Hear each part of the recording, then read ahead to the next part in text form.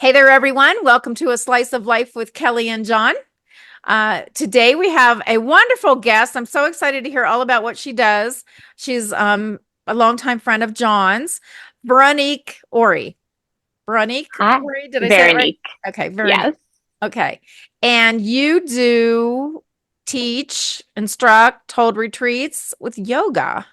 yes, And how does that work? Where do we begin with this? How did you even Were you a student initially? I'm guessing you started doing yoga and loved it. yes. It was the aftermath of Hurricane Sandy when I was living in New York City Oh, and everything closed. okay. And my roommate at the time said, "Oh, I heard the local yoga studio opened." We were living in Astoria, and he probably could have said anything. We were so ready to break out of our apartment and just do something, anything.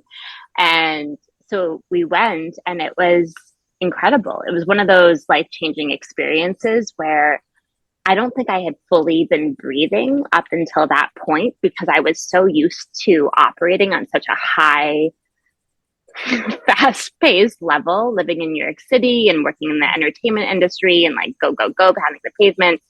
And then time literally stopped. Well, it didn't literally stop, but it felt like it stopped during Hurricane Sandy where the subways closed. And, it's Hmm. always a big deal if the subways closed. And when we went to this class, it was like, oh, here we are in our bodies and we're breathing and we're attuning to exactly what's happening in the here and the now. And so, like, all of the anxiety about the past or the future, it just kind of faded away. And I came to the front desk afterwards and I proclaimed I want to do this for the rest of my days. Like I just was like, this is I'm home. And so I signed up for an unlimited pass and I started going every single day. And it became such a tremendous touchstone as I was running my own nonprofit theater company, auditioning, out and about doing readings in plays, independent film, all of these things operating on a pace that you don't realize, right? Like that you're after you slow down is when you realize Mm. at that pace there's a breaking point. And I as an empath felt like, okay, Mhm. I can't continue to operate in the way that I have. And now that I know this, I can't not know it. And it became such a really great healing modality for me in terms of like managing stress and anxiety that I needed to go. And I would joke, that I go to yoga for the safety of others because I would get like so reactive in New York if like, someone's like coming on the train before I'm coming off, I'd be like, get out of the way. Like like I'm I can't like see you doing that, but Yeah. okay. Well, New York will like do that to you. But here's what I'm I find amazing now that I'm hearing your story. yeah, Now, of course, I knew you 20 years ago in LA, yeah. the place where I would assume you were exposed to yoga. I never would have thought you went to yoga in Astoria, Queens. I know. And that's where it became your passion, and not California, where even I wound up taking some yoga classes. Uh, Yeah. that's just amazing. I know. And I love telling this story because so often people tell me, like, oh, I tried yoga. It's not for me. And trust me, I tried yoga in LA many times. I would go to a studio and I literally had a teacher come up to me after class and say, so the beginner class is actually on this other day. And I was like, oh my gosh, I'm never coming back here. You know what I mean? Like, this doesn't feel like a really welcoming, warm environment. I tried hot yoga, but I went in. This was in LA. I like went in just to talk to them about it, and I couldn't even breathe, like being in the space. Never mind, like moving. So I tried for, I was in LA for 8 years, and I couldn't find the right person. I couldn't find the right studio. I don't think the timing was right. So it wasn't until I was living in New York and many years what was later. different about this class in New York? I really felt like this teacher saw me. Okay. You know, when you connect with someone and you're like, oh, like you're my person. You know what I mean? And this could be like a friend, or it could be a romantic partnership. It could just be someone on the street where you're just like, oh, like we're connecting in a way that you can't really describe. I felt this way about her. Like she really, really saw me in a way that like was almost alarming, you know, like she just really, I think, sensed that I was needing this, and she was able to hold me in the way that she intuitively guided the sequence, the things that she said during the class. It was like she was talking directly to me. You know, she was like, okay, and now we're going to really slow down, right? But if I had heard that 10 years ago, I'd be like, okay, like next, like I can't slow What down. are we going to do after we slow down? Okay, what's Yeah. going on? And please forgive me for not knowing these things, and I could be asking something that's just so silly, but are there different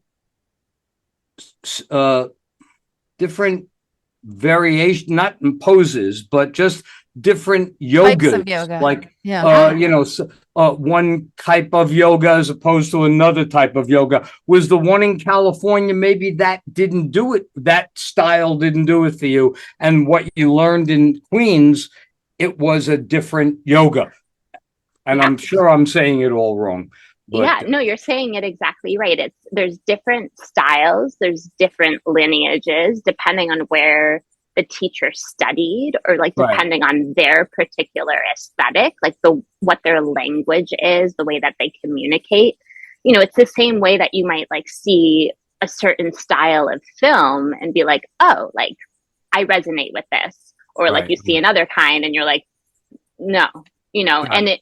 and some of it is like aesthetic, and some of it is just like skill, like an innate ability to communicate in a certain way, right? And that's why like that's so interesting about these different art and healing modalities and wellness modalities. It's like through the lens of this person and like the people that arrive in that moment, it like creates this energy, this like, so that like each person comes in individually, but there's also like a collective energy in the space, and then that informs the experience, right? So like, for example, when you go see a live play, like what you're receiving, you'll never receive ever again. Like the way that everyone delivers it in the moment, or like a live dance piece or anything like that, like a concert, it's the energy of the group that makes it. And you could even see like a film, right, of the play or of the concert, and you're not going to get the same energy as if you were like front row, like in it, right? So it's that same kind of thing with the different styles of yoga. It's like through the person, but also like how you show up, and like where is your head at, and like what is your intention for being there. If you're like, okay, I'm actually ready and I'm receptive and I don't really know what I'm going to do, but I'm going to just try and like in my most earnest way, like try to incorporate what the direction is in a way that makes sense to me. Like that's a much different experience than coming in like tentative, the teacher's like distracted and like maybe like on their phone, or like, you know what I mean?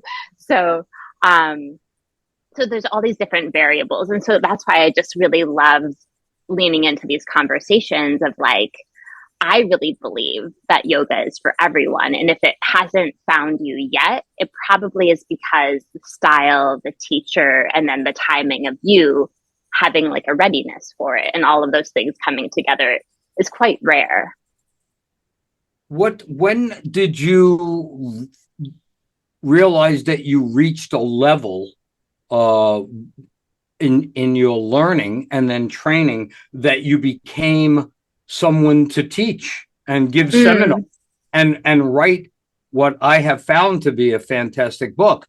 So when did this happen, and how long ago? You know, how long ago, and what was that process? And what do you want to give the people through your style of yoga? Mm, that's so good. Yeah. What happened was in about 2012, I actually moved to Washington Heights.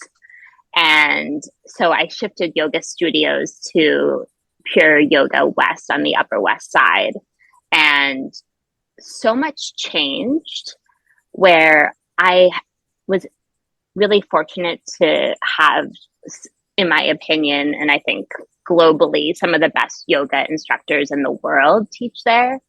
And so all of these pieces that I thought were like impossible, like I was showing up and I was practicing and I felt like I was fortifying a certain strength and flexibility that I thought innately was always there, but I still like was very much a novice. Like I wasn't balancing on my hands. I wasn't going upside down. I was fairly tentative because I would look around the room, and for the first couple of years, I felt very intimidated. I felt like there's no way I will ever be able to do this, but I'll just keep showing up.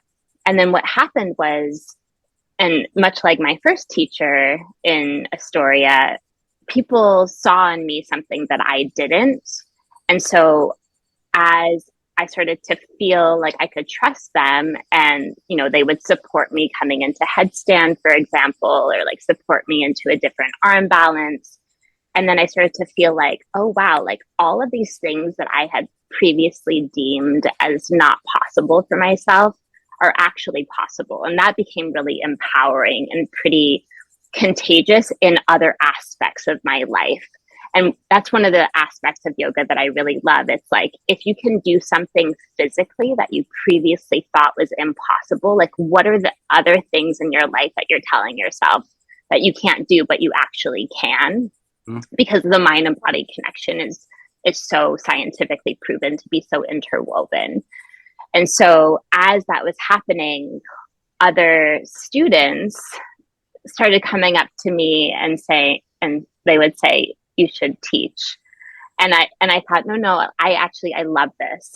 You know, I don't want it to be a job. I didn't want to kill the joy of it because it felt so invigorating to me.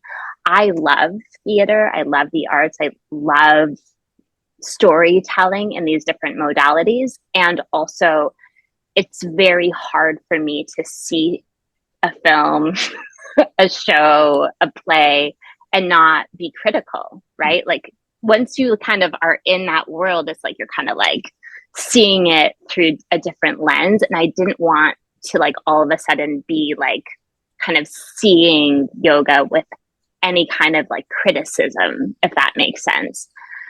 But then I started to feel like actually I'm most happy in the studio. There's no competition, there's no cattiness, there's no drama. Like, you know, the entertainment industry can attract a lot of dramatic personalities.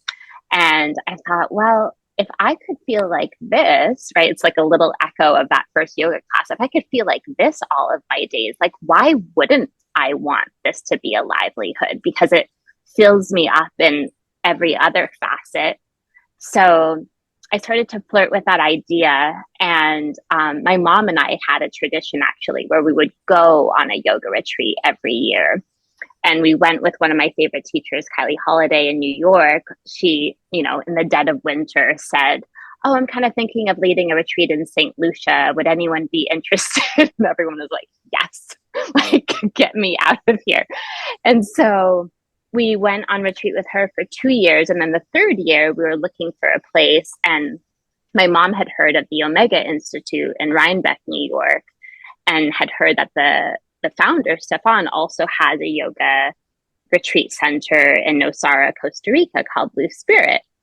And so we signed up for a retreat that was exactly the week after tax season because my mom's an accountant and like that was the perfect timing. And we didn't know the teacher, and it was, you know, a little bit of, you know, trust flex to go. And so we signed up for that. And then as people were saying, you know, you should really think about becoming a yoga instructor, my mom said, you know, Blue Spirit is really world renowned, is highly regarded. I bet you they do yoga teacher trainings there. And so we went on the website, and wouldn't you know it, exactly the week before the retreat that we had just signed up for, was a yoga teacher training. And so she said, Me. well, you have to sign up for it. Yeah. So I signed up, and it took a while. Like from that point, it was like another 2 years where I resisted. And finally I decided to close my theater company after 17 years running in LA and New York. I moved from New York to Florida. I started teaching full time. This whole piece, and I find this to be so interesting too, in terms of like, I held so strongly to this previous identity of myself because I had spent so much time, money, and energy towards my theater company of being an actor. And I felt like, surely, like, it has to happen, you know?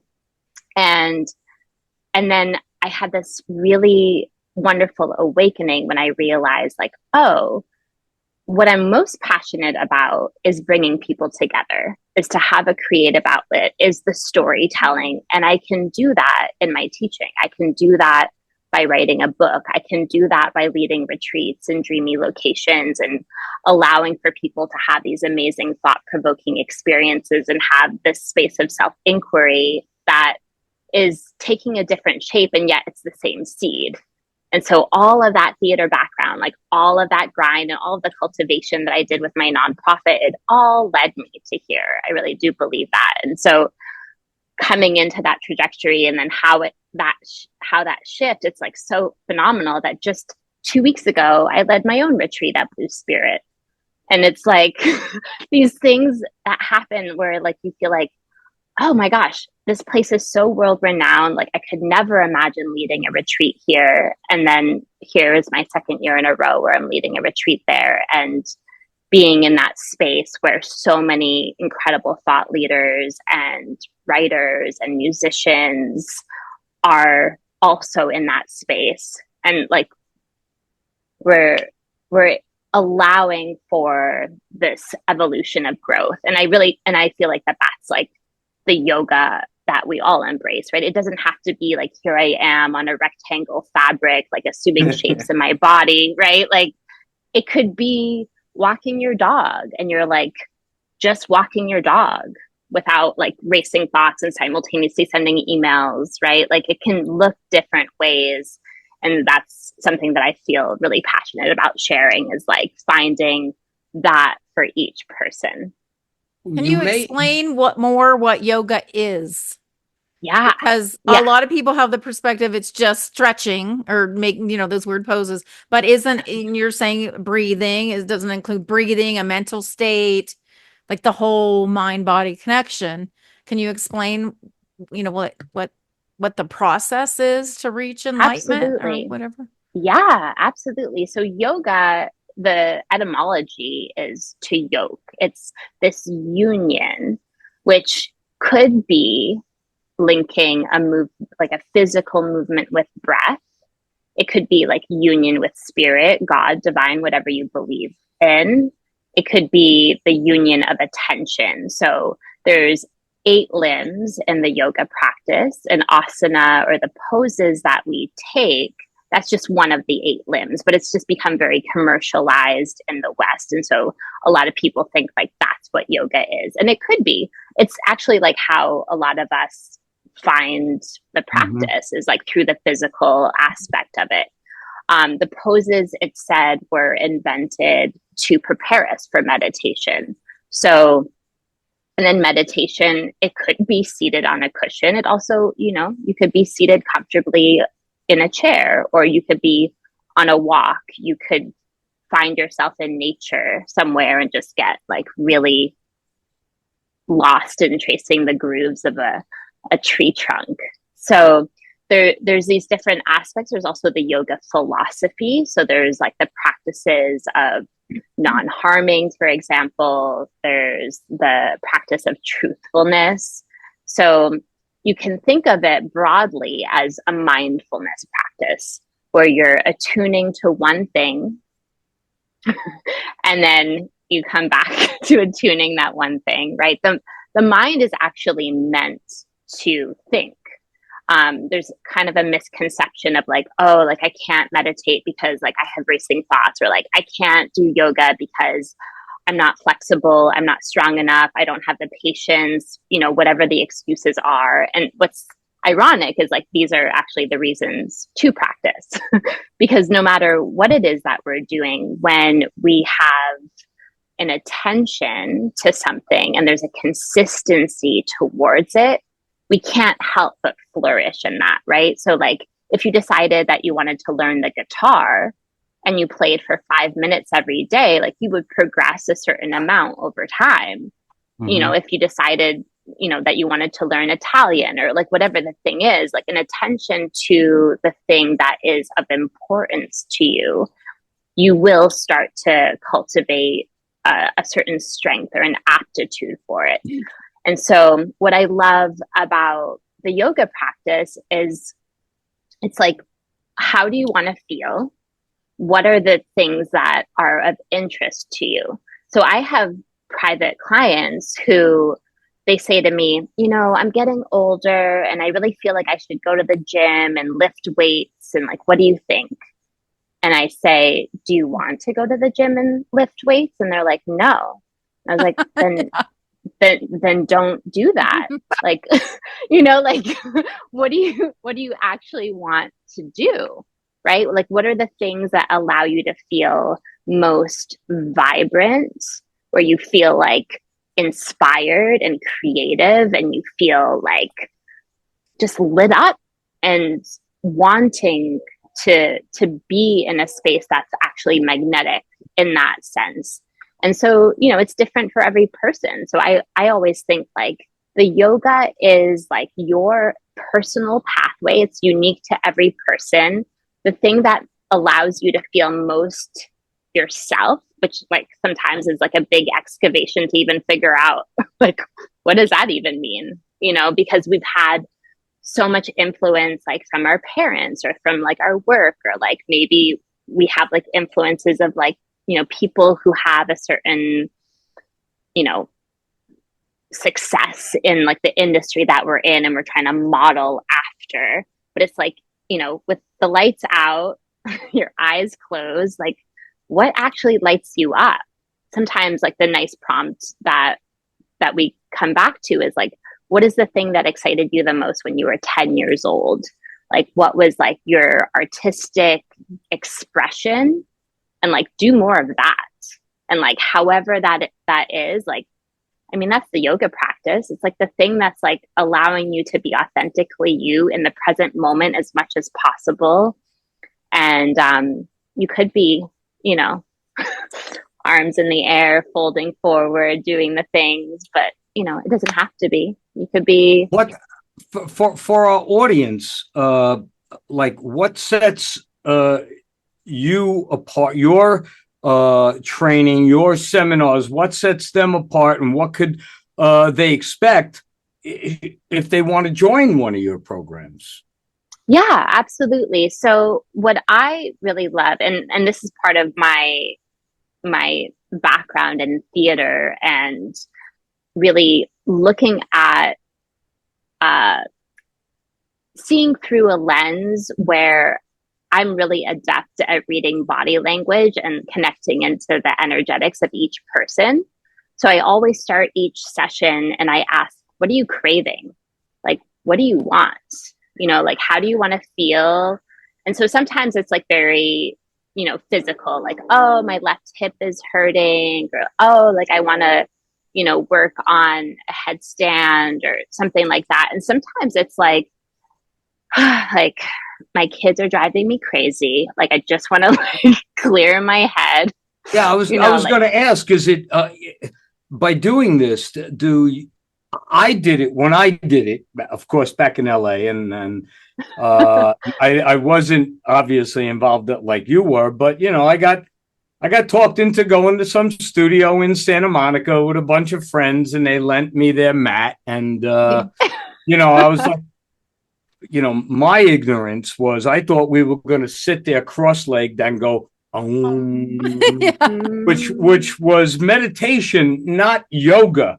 Of course, I didn't know that, and And I was like, well, if I'm going to do this, I want to exercise. I want to sweat. I want to get the toxins out of my body. Well, after about 20 minutes, I was just dripping wet, having no contact. And it wasn't a hot, one of those hot yoga things. It was just a yoga thing. And I was very new at it. So I couldn't do 70% of the poses, or if I could, I certainly couldn't hold them for more than a minute or two or something. So, so I just felt when it was done, after I did it a couple of times, I really went for mental clarity, just to like stop. Because again, I was living in LA and I was working for the studios. And like you said, it's even though you think it's very calm and mellow out there, it's very backstabbing, who can you screw over today to get their job tomorrow type of thing. And so I just wanted to clear my mind of a lot of things. Mm-hmm. And I found that it was, even though it was great for my body, I think I was getting more out of it mentally. Mm-hmm. So that was my thing. And again, I didn't do it for probably more than 2 or 3 months because then, bad excuse, then everything else just gets in your way and you're like, oh, I'm not going to schlep from the valley out to Santa Monica, especially when there were probably 72 places in the valley to do it too. So, yeah. But I just, I never did it again. And so when I found out that this was what you were doing and was succeeding at it, and again, why don't you, for a brief period here, let's get your book up on the screen here. Can you, this book, when did it come out? This came out October of 22. Okay, and it's called Shine On and Off the Mat. With Veronique. Yeah. Yeah, your website's very impressive. You do individual teaching. You have, it looks like online courses people can sign up for anywhere. So anybody from anywhere can go to her website, and we'll put your website up and sign up for one of your online courses. And then you have the retreats. So somebody could go to one of your retreats. And how long? Oh, it looks like they're about 3 or 4 days, about a 3-day retreat. So there's 7-day retreats, there's 5-day retreats, there's long weekend retreats. One of my passions is incorporating longevity practices in all that we do. And so we're traveling to all 5 of the blue zones next year, which is said to be 5 areas in the world where there's the most amount of centenarians, people who live past 100 years old. And so it's really fascinating to track. That's called a blue zone? It's called a blue zone. They're beautiful places. Do you want me to read them, or do you want to tell us whether those 5 places? Loma Linda, California, Okinawa, Japan, Sardinia, Italy, Icaria, Greece. Am I saying that right? I haven't heard that one. And then Nosakara, Costa Rica. Yeah. So, and these people live longer. Yeah. Yeah. And it's so fascinating to look at what those practices are and to go there and soak in that energy. And then you bring it home and you create like a little micro blue zone where you are. It's like, okay, like, when I'm here, I do a morning beach walk, and I find that to be really peaceful and restorative. And so it's like, I do that here at home in Vero Beach, Florida. So it's like, you might go to Sardinia and you discover like, oh, wow, I actually feel really great eating like fresh bread. Like there's so much these days, like, oh, like avoid gluten. It's like, so inflammatory, all these things, when it's like, well, like if you're having like fresh bread that isn't processed, and like maybe you come home and you're like, you know what, I'm going to make fresh bread now. And like, this is going to be a meditative process, and I'm going to break bread with my family. And like, how beautiful is that? So there's these invitations to like go experience, soak in, and then the the piece that I really love is this incorporation and this integration of the retreat experience at home. So it's not like, oh, I'm going here and then I'm like back to the way that things were. It's a way to delve and deepen into your yoga practice in a way that resonates. And what I love about incorporating these retreats with a specific semi-private or private group, it's very much influenced by the people who are there. And so sometimes the practices are like very rigorous because that's the energy of the group. Sometimes they're more meditative. Sometimes they're not formal at all. Like I went to Sardinia with women entrepreneurs and it was dancing around the dining room table. You know, it was like stretching by the pool while we're listening to music and everyone's giggling and kind of like chatting and having sidebar conversations. And so it doesn't have to be serious. It doesn't have to be so structured or regimented. And that's what I was starting to say earlier, Jon, is like really feeling into the energetics of each person. And I really love to meet people exactly where they are. It's like, what lights you up? And that's like the reason that the book is called Shine On and Off the Mat. It's like, what illuminates you? Like, what makes you feel like so in your element and where you feel like you can radiate in all that you do. Let me, because you were talking about these blue zones. Obviously, I had no knowledge of that, and I think it's fantastic. Another time that I experienced yoga, I did not participate, but I watched. And I just, I'd like to have your take on this. I was asked to go to Sedona, Arizona, to do some location scouting for a documentary that was being done about Native Americans. And of course, while I was there, I learned about the energy vortexes that are dominant there. And then from there, I learned about the vortexes all over the world. And what that is, folks, an energy vortex is there are places within our planet that somehow there's an energy beam that comes out of I don't know where it comes from within the earth, but it comes out and there's an energy and the early on, and I'm sure many other early civilizations, but in our country, the Native Americans were able to tap into it early on, and especially out in Sedona. And there are male dominant vortexes, there are female dominant vortexes, which is Sedona. And there are then, oddly enough, like hybrids, 80% male, 20% female. And then there are also creative. LA is supposedly in a vortex, which is a creative vortex. The New York City area, especially in the New Manhattan Island, is supposed to be a business vortex.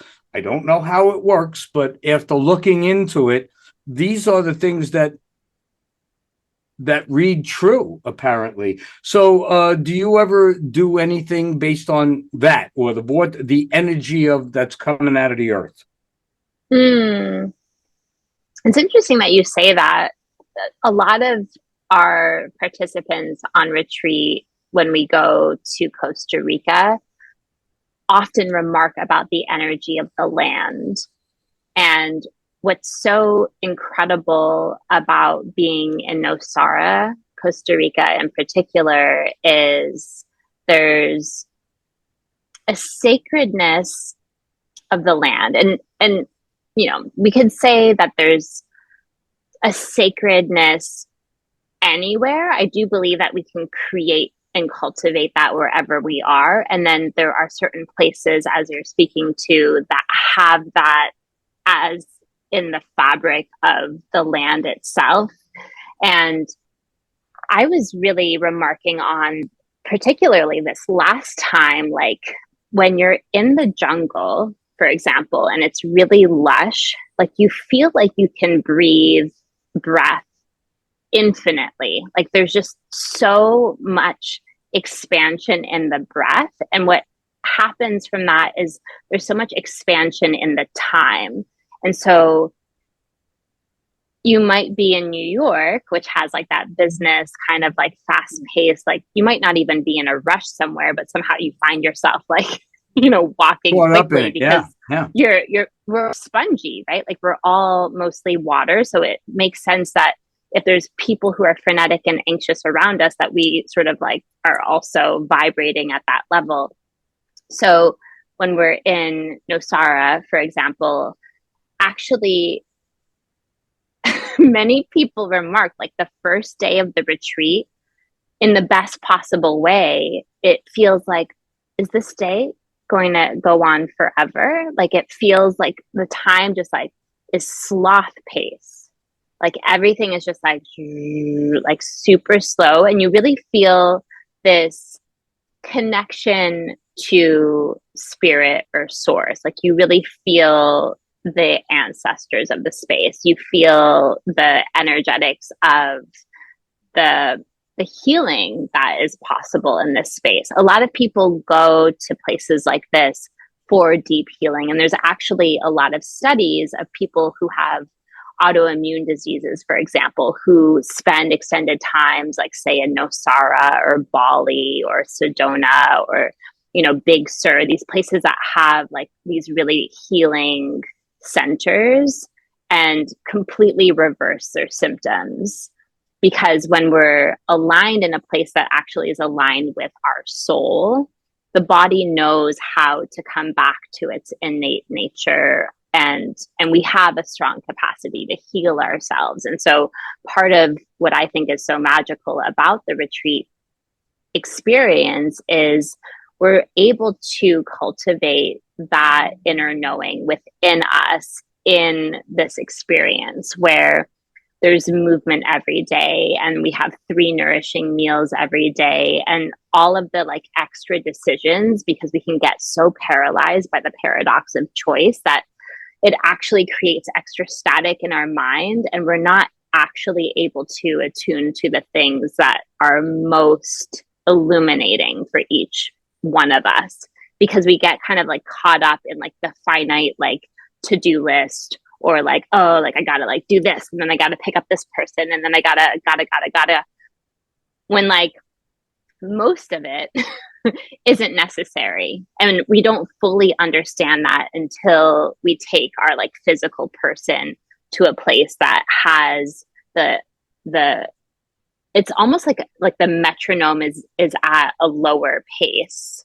And so like it helps like regulate your heart, it helps regulate your breath, and then by extension like your cells and the way that you're able to be with your thoughts. Like it's actually really transformative. Like so many of our retreat participants, they come time and time again because they're like, I can't believe that in just a week, like I feel so rejuvenated, I feel like back to myself. And then they're like going back to their kids, their relationships, their jobs. Some people have like changed jobs. Some people have started a sobriety journey. Some people have like completely healed their marriages. Like huge things have happened. And like what like I had started this conversation with, it's like when you're in that space of receptivity and you're like ready to like crack through that crab shell, that you're like, like I don't want to be stuck here anymore, and you like show up in that space, like anything's possible, especially if it's aligned with your true authenticity, right? Like when you're really keen on what is, because like it's tempting to think like the shine is like the like fancy things, or the luxury things. But I think the more we can connect to the essence of it, then like maybe the fancy luxurious things come, and they come without like the grasping or the gripping or like the neediness for it. They come because you're like so full without it that the universe is like, oh, okay, you can handle this now. Here you go. I think a lot So of it though happy. is around is who where you are and the people who are there. And maybe some of these Absolutely. places are that are more healing are a little more remote because there's not so many people there. The synergy of people. I've found in California, yes, very creative. Like I've lived in New York City. Oh my gosh, the energy, the passion, you just feel differently than you feel Yeah. living, say, in Los Angeles, or I lived Hmm. in Florida. I'm in Wyoming now, and I've felt differently. I have been a different person in each place I've lived. And I try to explain to friends, I grew up in Ohio. Where else? I've lived a lot of different places. And it almost feels like a different lifetime. Like I've had all these lives. Um, there's different people. You're in a different place, a different environment. You're doing something different usually. And so I feel like my life is that much richer having lived in all these different places. But I do notice I change according to the place where I am. And there's been times when I feel like in certain places I'm more connected Hmm. to myself. And other places I felt lost and I could just never get that connection. I've tried meditating, praying, positive affirmations, speaking to myself, whatever you want to call it, stretching, trying to exercise, and just you don't capture the energy because I think it does depend on the people around Hmm. you. And of course, your frame of mind.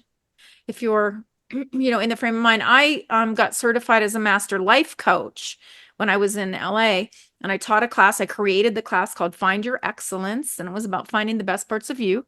And I was really excited to teach it. I taught it at some of the colleges in LA, and I thought I'm going to help people that are necessarily addicted to something because that would take a different kind of help. I wouldn't be prepared for that or qualified.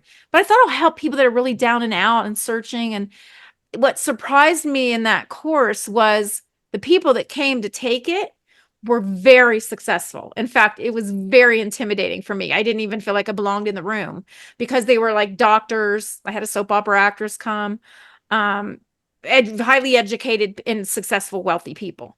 And I learned a couple things from that. And one of them was successful people are always looking to improve themselves. So Mm-hmm. they're always trying to become better.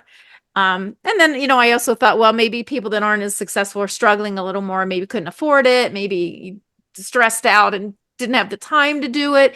So I really was disappointed because I didn't have any information to give to these successful people. My course it was a basic life skills, like, course. Of course, they probably did learn something because I covered a lot of different areas.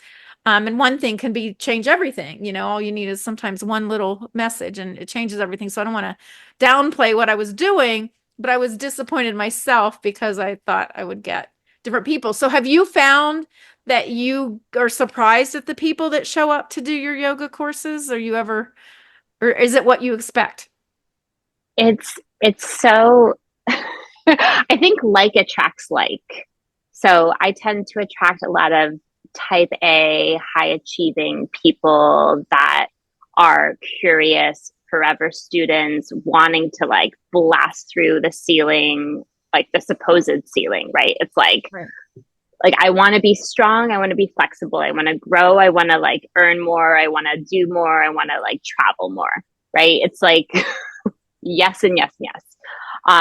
It was it was so funny to see that because I have that engine in me, even though I'm originally from Montreal, and I could lean like very low key, very like easygoing, but I have like a I like to say like a fire in my belly. Like I have like a huge desire and like huge dream, right? And so I attract people who have that same kind of energy. Like one of my private clients, when I first met her, she said, and she is in New York and she also travels all over the world. And she said, I've always felt like I should like yoga. She's like, but I'm kind of like antsy and like I want to work on balance. I want to work on strength. I want to work on flexibility. And I want you to like basically kick my ass. Like I want to be like sore, but I also want to feel like I'm able to age gracefully. And so I delivered that. And this was, 2 weeks before the pandemic started, like before the close. And she invited all of her friends, and that was when everything really shifted to Zoom. And so what's great about that is the excuse of I'm not driving to Santa Monica for a yoga class is no longer on the table. Like I'm in your living room, like you're traveling to Italy, I'm going with you. You know what I mean? It's like wherever your iPad or computer is, like, let's go. Or, I meet you there by plane. It's so wonderful to just like connect with a person that meets you where you are. And I think like that's like what lights me up, is like what lights my clients up. It's like, and that's why I say oftentimes it's almost like dating. It's like you're not going to like go on a few dates and be like, well, that's not for me. Like usually like you have to kind of like, go around and and you also have to be ready. Like you have to, show up in a certain frame of mind, as you were saying, Kelly. And like, and then once you're there, I do believe that you attract the people. And, to your point too, Kelly, like I went to Topanga, I did a Marianne Williamson workshop, and she started the workshop and she said, I'm not going to tell you anything you don't already know. Right? Like she recognizes the people in the room have done the work, like we've read the books, we've listened to the podcasts, like we're journaling, we're meditating, we're doing the things.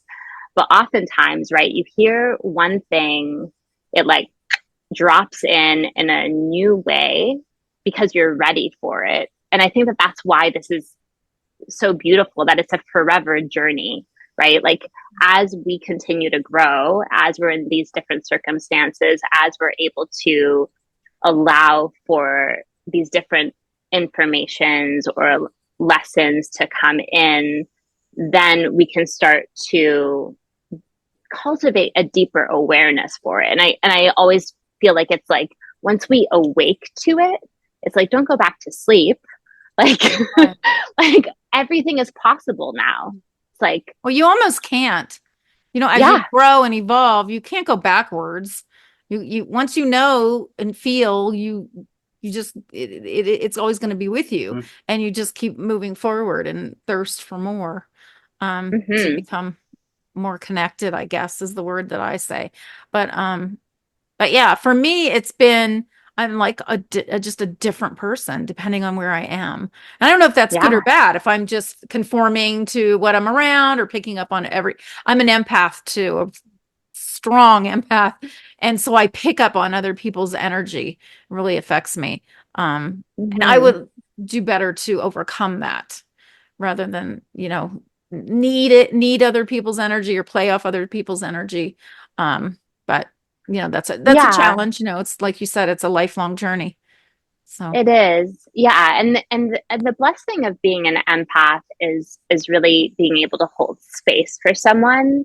And then I think part of the practice of it is recognizing it's not yours to hold after you've been in the space together. It's like, okay, like that's actually not mine. And then having a way to metabolize that. I felt that as an actor, like you like get into a character and you're like, and you like really start to feel like, oh, like I'm experiencing all these things. And it takes a lot of practice to shed that, because, we've read all the articles of the method actors going a little crazy. Yeah, you lived through the experience and your mind doesn't know the difference between a real experience and one that you've delved into, put yourself in. Absolutely. Yeah, it's something that I really love in terms of like the virtual classes that I've put together. And you're speaking exactly to this, is like the mind is so powerful that you could listen to me cueing the poses, and you could be on a walk with your dog and you're just thinking about yourself doing the movements. And there's actually really great benefit to that you don't actually, you know what I mean? Like if the poses don't resonate for you, or if you have like an injury that you're mending, you could listen to it. And after a time, like you'll start to do those movements, even if it's like just in your mind's eye, or you might start to feel like, oh, maybe I could do this. And so I like that as a bridge of like getting friendly with the practice where you are. So it doesn't have to be a certain way. The way that I've outlined my book, it is it's a companion to my Shine program that has these 3 20-minute practices of a guided meditation, a vinyasa practice, which that style is like breath with movement. It's probably what you mostly see, like sun salutations and things like that. And then there's a yin deep stretch practice, which is really accessible for most people, where you're laying down or you're seated and you're supported by blankets and pillows, and it's more restorative. And so the theme through each of that series is meant to be accessible, and it comes full circle to what we've been talking about. Is like, for example, the first theme is let go, and I wrote that March 17th, 2020, when like that was the theme then. But like, you know, whatever the date is today, is we can think about things that we would want to let go of today, right? Whether it's like a physical thing, a thought pattern, a habit, you know, a dog on your lap, whatever. I apologize to you guys. They slept through the first podcast we did, and now they're playing and fighting. And anyway, so sorry. It's been a little chaotic. Okay. Yeah. So, so that's a fun piece of like going back. So if you've ever done journaling, where you're doing a daily journal or even a weekly journal for a year's time, and then you go back to like on this day a year ago, and then you can actually track like where your thoughts have shifted. And sometimes like you're in a different city or you're in a different space, like you might have moved houses or you've changed relationships or like whatever the life changes have happened. And then you can start to see like, oh wow, because sometimes in real time it's hard to like be very objective on the growth. But if you have that tangible proof of like, oh wow, I was manifesting these things, it seemed really out of reach, and now all of a sudden actually it's all happened. And just having those moments to celebrate that progress, I think is really helpful to be in that continuation of growth. Yeah. Well, I think some people get frustrated too. Especially in the acting community, I was an actor too. And so many people, like they just knew, they'd heard you have to give up everything. You have to be willing to do anything to make it. And then they just are so disappointed when they don't. And it's like, you know, my career was ripped from me. And you know what, you can't just fall to pieces and stop living. You have to pick up and pivot, do something else, go in a different direction or whatever. And I feel like a lot of people are looking for, sometimes they'll come to someone like you, or when I was a life coach or whatever, and want the answers from us.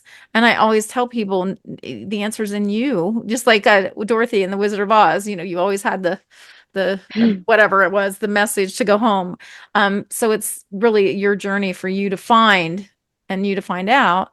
And then taking yoga, I would think physically, I always feel better when I stretch. Physically, you're pushing your body to its outer limits. And then mentally, you're clearing your mind so you can receive, right? Am I getting Absolutely. it? Yeah. Yeah. I have never taken a yoga class. Shame on me.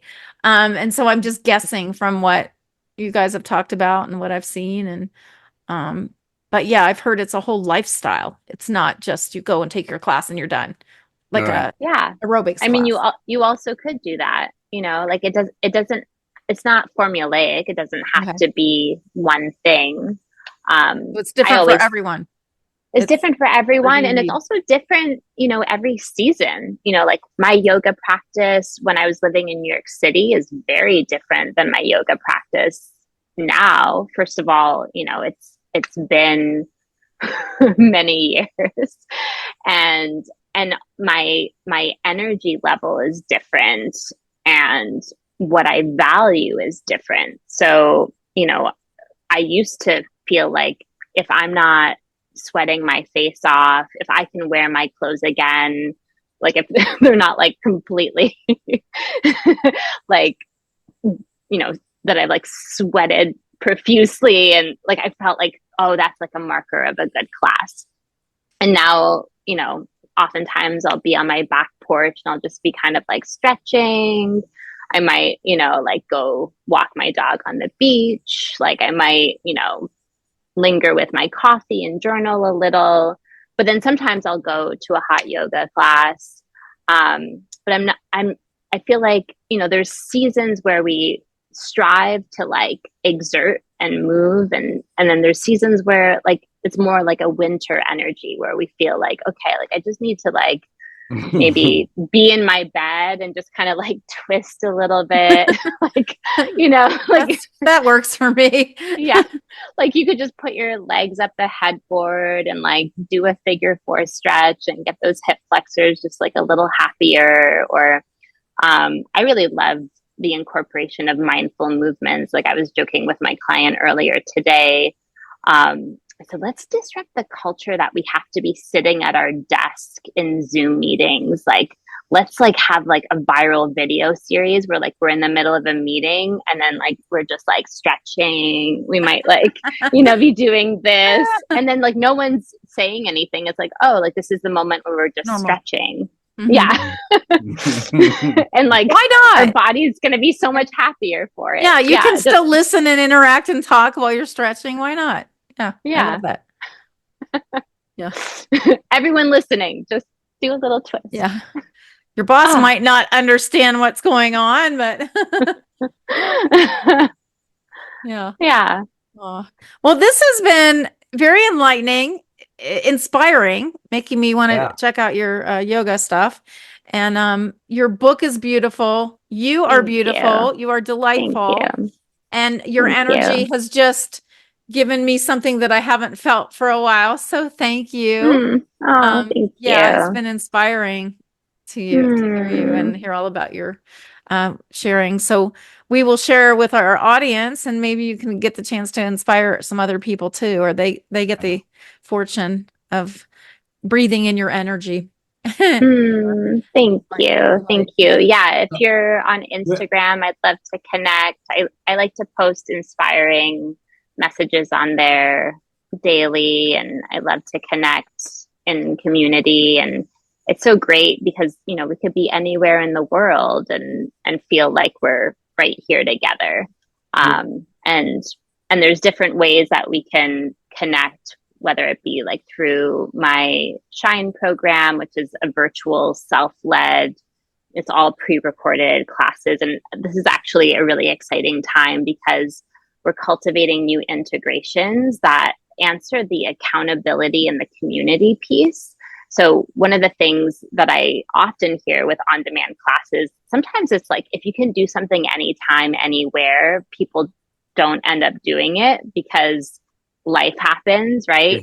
It has to be on a schedule. It has to be on a schedule. So that's what we're integrating is like, you can take the pre-recorded classes and you could make it an appointment in your calendar. And then Jon, you could say, hey, Kellie, you want to do this stretch class with me Thursday at 11? And then you invite her into, a virtual room like this. And then you can decide the nature of it. Like you could say, I don't know if I want Kellie to see me stretching. I'm not too sure about that. This is going to be the next level in your relationship where you stretch together. Do you have any more trips planned? Are you thinking of, or you haven't planned yet, or are you going to plan on something? Absolutely. So I have a retreat in Bali coming up January 11th to the 18th of 2025. And then I have another retreat that isn't publicly announced. It might be by the time this podcast goes live. So I'll announce that on my website. That's going to be next year. And then I have my 5 Blue Zone retreats, which you had mentioned, Kellie, which I really love this framework where you could do one, you could do two, you could do all of them, and you can decide like which of these places appeal to me, or like what time of year. I wanted them to be like spread out over 2025, so that if you do want to do all five, they're spaced out. And the idea with this is that we're immersed in the culture, and so it's very much a curated experience. So depending on who signs up, we get to create it together. Of like, oh, we're in Okinawa, I actually want to explore this area. I'd love to maybe do a cooking class, or I'd love to, just walk around and explore, whatever it is in each of these cities. So that'll be something really exciting and new for next year as well. That's great. I'm looking at the itinerary. I'm like, Greece sounds really awesome. Yeah. Uh-huh. Yeah. Yeah. Dinner, yoga, visit the hot springs, mythology storytelling, island exploration tour. Yeah, that sounds like you would come home and just feel. Hi, Kelly. See you. Yeah. See you in Greece. Dance lessons, sunset yoga, morning meditation. Yeah, I could go for that. So easy. Let's go. Yeah. Let's go. And so All right. it's you actually travel to Greece. You guys all meet there or get together. Okay. Yeah. Wow. Pretty awesome. Yeah. Mm-hmm. I love it. I love it. All right. Well, thank you. Thank you so much for spending some time with us. Again, sorry for the dogs. They're little, one's a little puppy. She's new and has no manners at all. And then the other one's trying to get away from her because the little one's chasing her. So anyway, sorry. The little one sounds just like me. Anyway, Veronique, it was wonderful to see you again, and thank you. And let's do this again in 2025. Come back after you do one or two of these trips, and we could talk about it. We could, audience. Hey, I think we should meet in Loma Linda, California for the first one. We do a live podcast from there, and then it becomes a series. That's like the natural progression of this. Yeah. The yoga podcast retreats. I'll buy my own mat this time. That's great. Okay. Thank you so much. Take care, hon. Nice to meet you. Have a great night. Thank you. You too. Bye-bye. Bye-bye. All views expressed in this video belong to Kelly Nicholson, Jon D'Amore, and guests. These discussions do not represent the opinions of any entity whatsoever with which they have been affiliated now or will be in the future. The opinions expressed are solely theirs, and since they are critically thinking human beings, these views are subject to change, subject to revision, and subject to rethinking at any time. These conversations are not meant to be taken as advice and are only for the purpose of entertainment. All statements may be based on hearsay and not necessarily valid proof of any claims in this video. It is not our intention to teach or advise on any topic. Unless otherwise noted, all photos are public domain. Thanks for watching A Slice of Life with Kelly and Jon.